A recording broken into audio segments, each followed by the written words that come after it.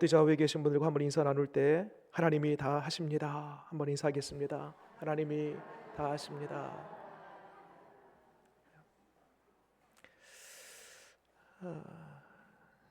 요즘 새벽으로 창세기 말씀을 함께 나누고 있습니다. 창세기 1장 2장의 말씀 보면 하나님께서 천지 만물을 창조하시지요. 첫째 날부터 시작해서 여섯째 날 이르렀을 때에 육축과 사람을 만드십니다. 그 여섯째 날이 그럼 창조의 마지막 날인가? 그렇지 않습니다. 그 다음 날 일곱 번째 날 안식함으로 말미암아 모든 창조의 역사가 완성됩니다. 안식에 빠진 창조는 없습니다. 어쩌면 창조는 안식을 위해 창조한 것입니다. 창조의 꽃은, 창조의 열매는 안식입니다. 안식을 목적으로 두고 우리 하나님은 창조하셨습니다. 여러분, 이와 같이 창조의 끝이 완성이 안식이듯이 오늘 말씀 보게 되면 실은 이제 지난 시간 19장에 모든 땅 분배가 마쳐집니다. 19장에서 12지파가 이제 땅 분배받고 끝난 것처럼 보여요. 그러나 오늘 20장 이 도피성과 관련된 이야기를 통해서 마지막 이 퍼즐이 도피성입니다. 이 도피성이 딱 마지막 퍼즐로 이어질 때에 마침내 모든 기업 분배가 완성되는 것입니다. 그만큼 이 기업 분배만큼 중요한 것이 오늘 이 도피성과 관련된 이야기입니다. 왜 기업 분배의 마지막이 도피성일까? 이유는 다음과 같습니다. 사람은 연약해요. 실수합니다. 또 잘 넘어지고 실패합니다. 우리의 미천함과 연약함이죠. 우리 한계가 있습니다.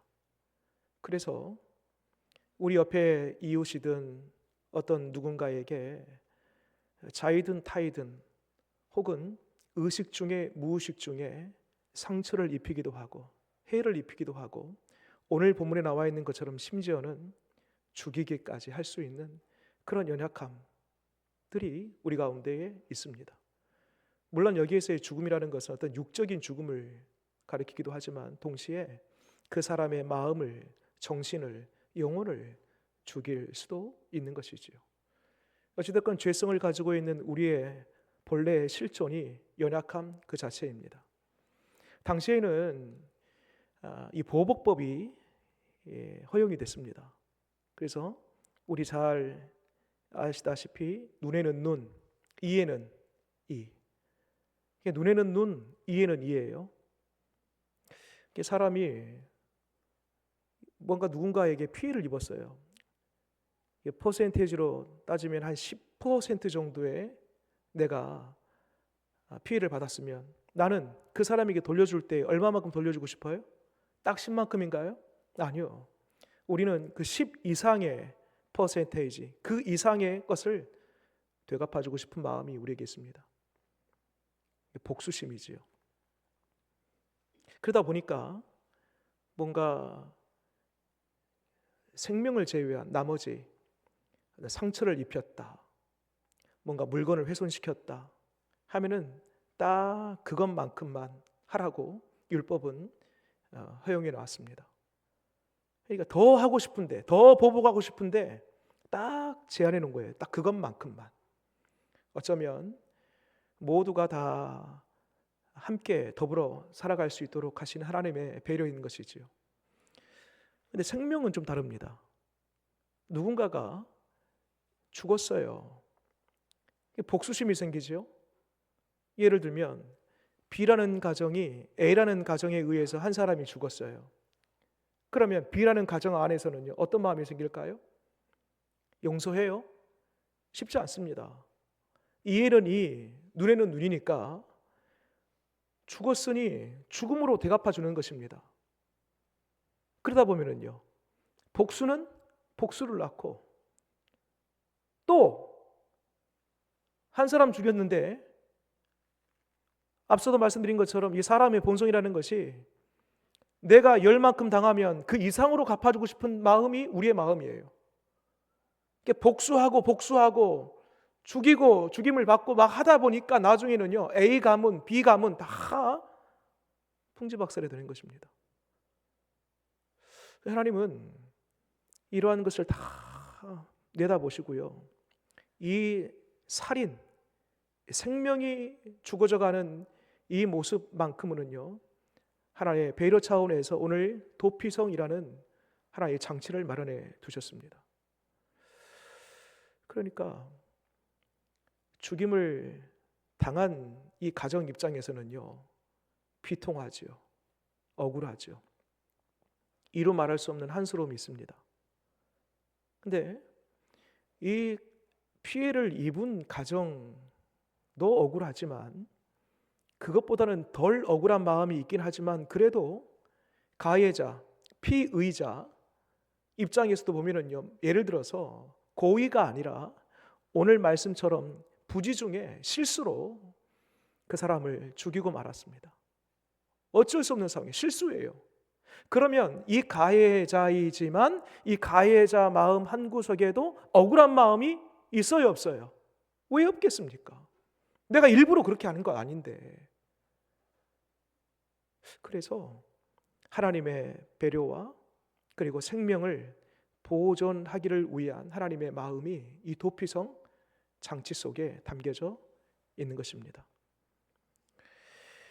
여러분, 일찍이 이 도피성의 제도는 오늘 이 여호수아 20장에 처음으로 나온 게 아닙니다.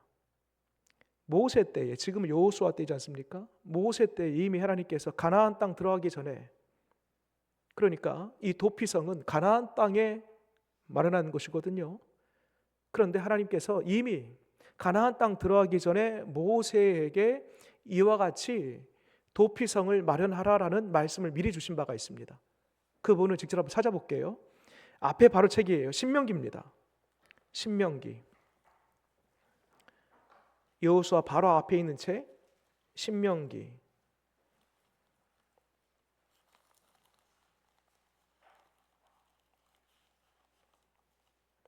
신명기 19장의 말씀입니다.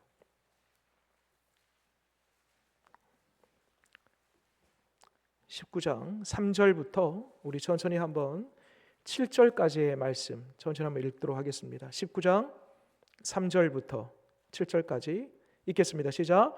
내 하나님 여호와께서 내게 기업으로 주시는 땅 전체를 세 구역으로 나누어 길을 닦고 모든 살인자를 그 성읍으로 도피하게 하라. 살인자가 그리로 도피하여 살 만한 경우는 이러하니 곧 누구든지 본래 원한이 없이 불의 중에 그의 이웃을 죽인 일, 가령 사람이 그 이웃과 함께 벌목하려 살림에 들어가서 손에 도끼를 들고 벌목하려고 찍을 때에 도끼가 자루에서 빠져 그의 이웃을 맞춰 그를 죽게 함과 같은 것이라. 이런 사람은 그 성읍 중 하나로 도피하여 생명을 보존할 것이니라. 그 사람이 그에게 본래 원한이 없으니 죽이기에 합당하지 아니하나 두렵건대 그 피를 보복하는 자의 마음이 복수심에 불타서 살인자를 뒤쫓는데 그 가는 길이 멀면 그를 따라 잡아 죽일까 하노라. 마지막 7절. 그러므로 내가 내게 명령하기를 새 성읍을 너를 위하여 구별하라 하노라. 아멘. 그러니까 살인자가 다 도피성으로 피하지만 살 수 있는 사람이 누구라고요? 부지 중에 어쩔 수 없이 이 사람과 원한이 없어요. 근데 예를 들어서 지금 소개된 대로 벌목하다가 도끼자루가 빠져버렸어요. 도끼가 이가 날아가 버렸어요. 그게 맞아버렸네요. 그 맞고 죽었을 때에 그 도끼의 주인은 이 지금 죽은 그 사람과 전혀 어떤 원한의 관계도 아니에요. 실수로 불의 중에 죽은 것입니다. 그러면 이 도끼의 주인은 적어도 억울함이 있지 않겠습니까? 그러면 이런 사람 같은 경우는 살려두라는 것입니다. 그래서 어디에다가 이 도피성을 마련했는가 보게 되면 오늘 이제 20장으로 다시 넘어와 보세요. 거기 보면 여기 지명이 쭉 7절, 8절 두 구절에 걸쳐서 6군데가 소개됩니다. 잠깐 저를 보실래요? 이렇습니다. 언제가 제가 한번 지도를 한번 보여드린 적이 있는데 가운데 요단강이 흐릅니다. 요단 동편이 있고 요단 서편이 있습니다. 요단 동편과 서편을 크게 북부 지역, 중부 지역, 그리고 요단강 제일 밑에 있는 남부 지역, 이렇게 세 부분으로 나눌 수 있습니다. 그리고 요단강을 가운데로 딱 나눠가지고 오른쪽 요단 동편에 북쪽, 중부, 남쪽에 세 군데가 있어요. 그 세 군데가 어디냐면 보세요. 8절이 요단 동편이거든요. 8절 보세요. 루벤 지파 중에서 평지 광야의 베셀 동그라미, 갓 지파 중에서 길앗 라못 동그라미, 마지막 세 번째 바산 골란 동그라미. 이쪽이 요단 동편 세 군데입니다. 반대편 요단 서편이 되겠죠. 그 서편이 7절이에요. 어디냐면 갈릴리 게데스 동그라미, 그 다음에 에브라임 산지의 세겜 동그라미, 마지막 세 번째 지역이 헤브론 동그라미. 이렇게 해서 북부, 중부, 남부 지역으로 가운데 딱 요단강을 가운데 기점으로 해서 오른쪽 동쪽에 세 군데, 왼쪽 서쪽에 세 군데, 이렇게 나눠집니다. 보면은요, 다 하루길입니다. 말하자면 누구든지 그리고 언제든지 재빨리 피신할 수 있는 위치가 바로 가까이에 다 붙어 있는 거예요. 북부에서든 중부에서든 남쪽에서든, 그리고 요단강 이쪽이든 저쪽이든 상관없이 살인했어요. 고의가 아니라 부지 중에. 그러면 빨리 도피성으로 도망해야 되는데 저 남쪽에 있는 사람이 만약 그 근처에 도피성이 없어요. 저 북쪽에 있어요. 그러면 가다가 잡혀 죽는 거예요. 그래서 이것도 배려 차원의 하나님이 6군데, 요단 오른쪽에 3군데, 남, 중, 북, 요단 서쪽에 남, 중, 북, 이렇게 해서 총 6군데 하루길에 다 다다를 수 있도록 배정을 해 놓으신 겁니다. 자, 그러면 여기 도피성에 긴급히 움직여서 들어갔어요. 그럼 여기서 평생 사는 것인가? 이제 집에도 고향에도 못 가는 것인가? 갈 수 있는 방법이 있습니다. 다시 돌아갈 수 있는 방법. 자, 6절 말씀 보겠습니다.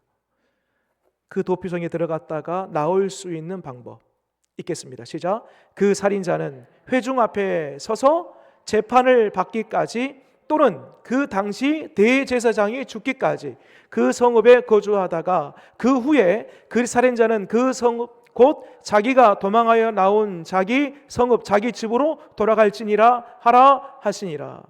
특히 두 가지죠. 한 가지는 언제 나갈 수 있는가? 재판장 앞에서 재판을 받는데 자기의 결백, 그러니까 고의가 아니라 이건 정말 부지 중에 일어난 사건입니다, 사고입니다 라고 자신의 결백이 드러날 때, 그것이 꽝꽝꽝 재판장에 의해서 확정이 될 때에, 그때 비로소 도피성 밖으로 나갈 수 있습니다. 한 가지고요. 또 한 가지, 누가 죽었을 때요? 당시 대제사장이 죽을 때. 자, 질문 한번 드려볼게요. 이 살인자 입장에서는 대제사장이 빨리 죽었으면 좋겠어요? 장수했으면 좋겠어요? 예? 그러면 대제사장 입장에서는 나는 이 살인자를 위해서 빨리 죽을 거예요? 아니면 되도록이면 천천히 느리게 장수할 거예요? 거의 여러분, 누가, 어떤 제사장이 저 도피성에 누가 있는지도 모르는데, 그리고 도피성에는 대부분 다 살인자들인데, 그 살인자가 지금 고의로 살인했는지 아니면 부지 중에 살인했는지 그것도 알지 못한 상태에서 대제사장이 지금 도피성에 있는 살인자를 위해서 내가 빨리 단명해야 되겠다, 죽어야 되겠다라고 하는 사람 대제사장이 어디 있겠습니까? 없어요. 아무도 없어요. 자, 이제부터가 중요합니다. 오늘 수천 년 전에 있었던 이 여호수아 20장의 도피성, 그리고 6절에서 읽었던 대제사장이 죽어야 이 살인자가 자유의 몸이 될 수 있다라는 이야기, 오늘날 이 부분을 구속사적인 차원에서 다르게 표현하면 구원받은 오늘날 우리의 이 시점에서 이 부분을 한번 풀어 해석해 보고자 합니다. 히브리서 1장에 이런 말씀이 있습니다. 옛적의 선지자들을 통하여 여러 부분과 여러 모양으로 우리 조상들에게 말씀하신 하나님이 이 모든 날 마지막에는 아들을 통하여 우리에게 말씀하셨으니 이 아들을 만유의 상속자로 세우시고 또 그로 말미암아 모든 세계를 지으셨느니라. 이게 무슨 말이냐면, 여러분 앞에 구약의 수많은 선지자들, 그 선지자들이 말하고 있는 그 모든 말의 끝 결론, 그것은 바로 예수 그리스도라는 거예요. 만유의 상속자 하나님의 아드님이신 예수 그리스도를 마치 화살표로 가리키듯이 그 모든 예언의 말씀은 그분을 가리킨다는 것입니다. 그리고 마침내 예수님이 이 땅 가운데 오심으로 말미암아 그분의 말씀을 통하여 앞에 수백 년 수천 년 전에 말씀했던 수많은 예언자들의 그 예언이 예수님의 말씀을 통하여 온전히 완성되었다는 것입니다. 그러니까 여러분, 구약의 어느 예언도 어느 사건도 빠짐없이 모든 것은 다 누구를 가리켜요? 예수 그리스도를 가리킵니다. 그러니까 우리가 성경을 볼 때에 그저 옛날 이야기, 구약의 이야기, 어느 선지자의 특정한 그 이야기, 이 정도로만 우리가 표면적으로 볼 것이 아니라 그 속에 담겨져 있는 구속사, 곧 오실 예수 그리스도, 구원자이신 예수 그리스도를 볼 수 있어야 된다는 것입니다. 오늘 이 도피성도 마찬가지예요. 이 도피성의 이야기의 결론은 뭐냐면 구속사, 즉 우리를 구원하신 예수 그리스도의 이야기가 오늘 말씀 속에 담겨져 있음을 우리가 볼 수 있어야 된다는 것입니다. 여러분 3절 말씀 볼까요? 3절. 부지 중에 실수로 사람을 죽인 자를 그리로 도망하게 하라. 이는 너희를 위하여, 아주 중요한 단어가 하나 나옵니다. 피의 보복자, 피의 보복자를 피할 것이니라. 피의 보복자가 누구예요? 피해를 입은 사람이에요. 죽은 사람은 아니죠. 죽은 사람의 그 가족이든지 사랑하는 누구든지 피해 보복자예요. 이 사람은 지금 창세기 9장의 말씀 보게 되면 피는 곧 생명입니다. 생명이 곧 피예요. 우리 가정에 지금 피를 봤으니까 저 가정에도 피를 봐야 돼요. 우리 가정에 피해를 입힌 이 사람은 반드시 생명으로 그 대가를 지불해야 되는 것입니다. 그래서 보복심이 지금 불타오르는 것이에요. 끝까지 찾아 그의 피의 대가를 부르는 것이에요, 지금 이 사람은. 그런데 여러분, 이렇게 피는 피를 부르고 생명은 생명을 부르는 것이 법칙인데, 출애굽기 11장에 12장의 말씀 보게 되면 이 법칙이 딱 끊어지는 그 순간이 있습니다. 이 피의 보복자가 피를 불러와서 마치 이에는 이, 눈에는 눈, 피에는 피, 이 법칙인데 딱 끊어지는 그 순간이 있어요. 언제냐면 10번째 장자의 죽음 이후에, 그 장자의 죽음 때에 하나님께서 그 이스라엘 백성들을 구원하시기 위해서 하나님의 방도를 말씀하시죠. 어린 양을 잡으라. 그리고 그 피를 임방과 문설주에 바르라. 그러면 그 피를 보고 죽음의 사자가 넘어가리라. 말하자면 그 피가 없는, 그 피 바름이 없는 모든 사람들, 모든 가정은요, 다 죄에 대한 대가로 피가 피를 불러왔습니다. 죄에 대한 대가로 사망이 불러왔습니다. 죽는 거예요. 그런데 그 죽음을, 그 죄에 대한 삭슬, 그 사망을 딱 막아내는 그것이 뭐예요? 어린 양의 피. 그 어린 양의 피를 누구를 가리킵니까? 오실 예수 그리스도를 가리킵니다. 여러분, 마땅히 우리는 죄로 말미암아 피 흘리고 죽어야 할 인생입니다. 그런데 우리 예수님이 우리의 피값을 대신하여 피 흘리시고 우리의 죄값을 대신하여 죽으셨습니다. 진정한 우리의 피난처, 우리의 도피성은 예수 그리스도이십니다. 또 한 가지, 여러분 아까 6절 말씀에 이 살인자는 대제사장이 죽어야 그 도피성에서 나올 수 있다라고 했습니다. 그렇지 않은 이상 이 도피성에 살아도 생명은 부지할지 모르지만 여전히 그는 살인자에 불과합니다. 살아있지만 살인자예요. 생명은 붙어있지만 여전히 그 안에 갇혀서 살아가는 종에 불과한 것입니다. 여러분, 이 땅에 모든 사람 대제사장은 살기 위해서 존재했습니다. 그러나 딱 한 분, 살기 위함이 아니라 죽기 위함으로 이 땅에 오신 대제사장 한 분이 딱 계십니다. 그분이 누구신가? 우리 주 예수 그리스도이십니다. 히브리서 4장 14절에 그러므로 우리에게 큰 대제사장이 계시니 승천하신 이 곧 하나님의 아들 예수시라. 우리가 믿는 도리를 굳게 잡을지어다. 히브리서 10장 10절에서는요, 이 뜻을 따라 예수 그리스도의 몸을 단번에 들이심으로 말미암아 우리가 거룩함을 얻었노라. 여러분, 이 땅에 유일하게 수많은 대제사장들이 있지만 다 살기 위해서, 장수하기 위해서 존재했지만 죽기 위해서, 그것도 단번에 죽으심으로 말미암아 우리를 건져 우리로 하여금 거룩하게 하시기 위한 유일한 영원한 대제사장, 그분은 바로 예수 그리스도이십니다.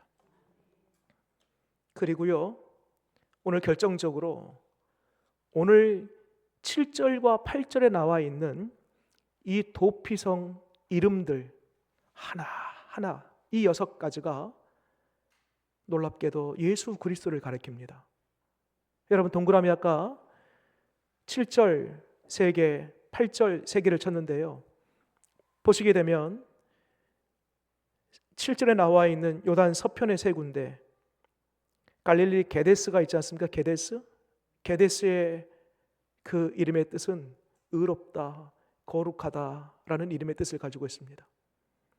여러분, 우리 예수님이야말로 거룩하신 분, 의로우신 분, 그리고 예수님의 말로 우리에게 유일하게 의의 옷을 입히신 분, 우리로 하여금 거룩한 하나님의 자녀로 삼아주신 분, 우리 주님이십니다. 그 다음에 두 번째로 7절 말씀 보니까요, 세겜이라는 지명이 나오는데 그 세겜의 뜻은 뭐냐면요, 어깨예요. 어깨. 여러분, 어깨에 뭘 매요? 짐을 매요. 수고하고 무거운 짐진 자들아 다 내게로 오라, 내가 너희를 쉬게 하리라. 우리의 짐을 대신 주님이 어깨에다가 짊어지신다는 겁니다. 우리 주님의 어깨는 강한 어깨예요. 우리의 모든 죄의 짐을 충분히 넉넉히 짊어질 수 있는 어깨인 것입니다. 마지막 세 번째, 7절 끝에 보니까요, 헤브론이라고 되어 있죠. 헤브론. 헤브론의 이름의 뜻은 연합, 만남이라는 뜻을 가지고 있습니다. 우리 예수님 그 십자가를 통하여서 하나님과 우리가 만날 수 있도록 해주셨어요. 십자가는 마치 다리와 같아서 우리로 하여금 하나님께 건너갈 수 있도록 하시고 하나님도 우리 편으로 건너올 수 있도록 해주셨습니다. 우리 예수님을 통하여서 우리는 하나님과 하나 되고 연합할 수 있게 된 것입니다. 그 다음에 8절 말씀 보세요. 요단 동편의 지명들이 나옵니다. 첫 번째로 베에셀이 나오죠. 베에셀의 이름의 뜻은 요새 견고한 성이라는 이름을 가지고 있습니다. 여러분, 우리 예수님 진정한 우리의 산성이십니다. 반석이십니다. 그분께 피하면 그 무엇도, 어떤 세상의 비바람이 불어온다 할지라도 가장 안전한 안식처가 되는 것입니다. 그 다음에 길르앗 라못이 있죠. 길르앗 라못의 이름의 뜻은 가장 높은 곳이라는 이름의 뜻을 가지고 있습니다. 우리 주님이 예수 그리스도의 이름을 가장 높이 하늘에 있는 자들과 땅에 있는 자들과 땅 아래에 있는 자들의 모든 무릎을 그에게 꿇게 하시고 모든 이름 위에 뛰어난 이름을 우리 성부 하나님이 성자 예수님께 주셨습니다. 우리 예수님의 이름이야말로 이 세상 모든 이름 중에 가장 위대한 이름이요 가장 높으신 이름임을 믿으시기 바랍니다. 마지막 세 번째, 바산 골란이라는 이름의 뜻이 있는데요. 이름이 있는데요. 그 뜻은 의지하다, 맡기다 라는 이름의 뜻을 가지고 있습니다. 여러분, 우리 예수님께 맡길만 합니다. 의지할만 합니다. 세상은 어제 진리였던 것이 오늘 비진리가 됩니다. 어제 아무것도 아닌 것이 하루아침에 다시 가장 사람들이 선호하는 것이 될 수도 있습니다. 이렇게 엎치락 뒤치락 오르락 내리락 이 세상 것들은 자꾸 가변합니다. 계속 바뀌어요. 여러분, 바뀌는 것은 진리가 아닙니다. 그러나 신실하게 어제나 오늘이나 영원토록 동일할 때에 우리가 의지할 만해요. 왜? 변치 않으니까. 여러분, 우리 주 예수 그리스도는 어제나 오늘이나 영원토록 동일하신 주님이심을 믿으시기 바랍니다. 의지할 만합니다. 그래서 이 6가지의 이름, 게데스, 세겜, 헤브론, 베셀, 길란, 나못, 바산골란, 이 지명 하나하나가 다 누구를 가리키냐면 예수 그리스도를 가리키는 것입니다. 우리 찬송가 조금 전에 찬송했던 70잔 찬송 1절에 피난처 있으니, 피난처 있으니, 피난처가 누구십니까? 우리의 참된 피난처는 예수 그리스도이십니다. 현대인들의 특징이요, 참 바쁘대요. 일이 많아서 바쁜 게 아니고요, 일이 없어도 바쁘대요. 이 바쁜 그 마음의 심리는요, 분주한 거예요. 괜시리 분주한 거예요. 뭘 하지 않아도 분주해요. 현대 문명의 이 길을 우리가 혜택을 받고 있습니다. 60년대, 70년대를 살아온 여기 계신 여러분들, 그때에 비하면 지금 어때요? 완전히 세상이 뒤바뀌었습니다. 그때 60년대, 70년대를 살면서 이 스마트폰 터치 몇 번으로 모든 일을 다 할 수 있는 이 세상이 올 줄 꿈에나 생각했겠습니까? 불과 30년, 40년 만에 세상이 바뀌었습니다. 모든 게 편리해지고 편안해지고. 그런데 편리해지고 문명의 이기 속에 우리가 살아가면서 30년, 40년 완전히 뒤바뀐 세상 속에 우리가 살아가고 있지만 희한하게도 내 마음은 더 급급해지고 더 쪼그라든 것처럼 내 마음이 옹졸해지고 불편해지고 어디 기댈 것 없이 마치 나 혼자 이 세상 살아가는 것처럼 외롭고 적적하고 공허함은 이전보다 더 커지고, 오늘날 이 현대를 살아가는 현대인들의 특징이 그렇습니다. 어디에다가 우리의 머리를 기댈까요?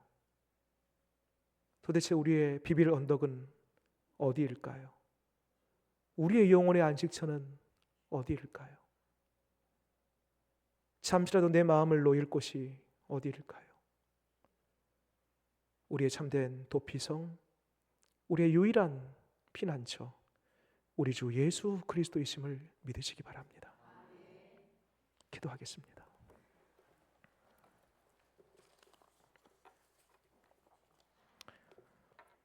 하나님,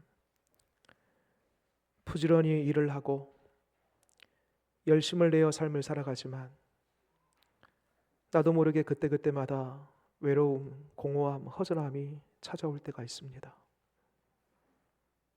이 세상은 자꾸 변하여 어제 그리 좋았던 것이 오늘은 형편없는 것이 되기도 하고, 어제 사람들이 다 선호했던 그것이 아침에 눈을 떠보니 다 나락으로 떨어지는 것들을 보게 됩니다. 하나님, 이 세상은 그 무엇도 그 어떤 것도 의지할 것이 없음을 보게 됩니다. 우리의 영혼의 진정한 쉼터, 우리 마음의 진정한 안식처, 우리 인생의 참된 도피성, 우리 주 예수 그리스도 오직 한 분밖에 없음을 믿습니다. 우리 주님,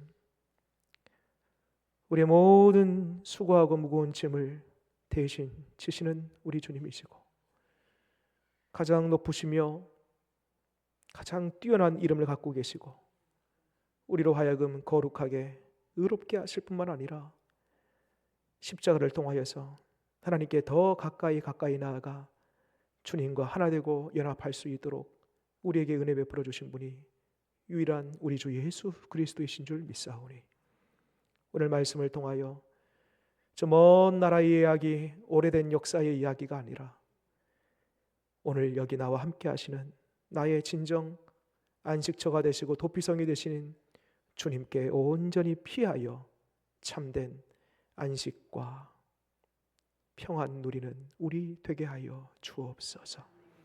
예수님 이름으로 기도드립니다.